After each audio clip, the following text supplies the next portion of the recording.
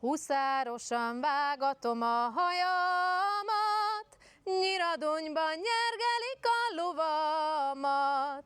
Színaszalma porcióba van belepakolva, adjál csókot, kis angyalom, az útra.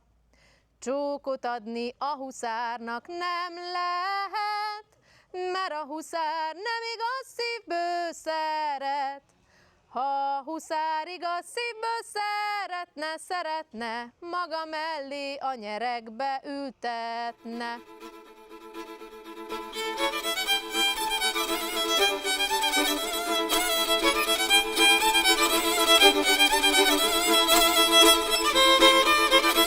Én arra gondoltam, hogy mi lenne, hogyha ti fiúk, lányok mind fölpróbálnátok azokat a huszárruhákat, amiket mi hoztunk. Ki szeretné? Tegye fel a kezét!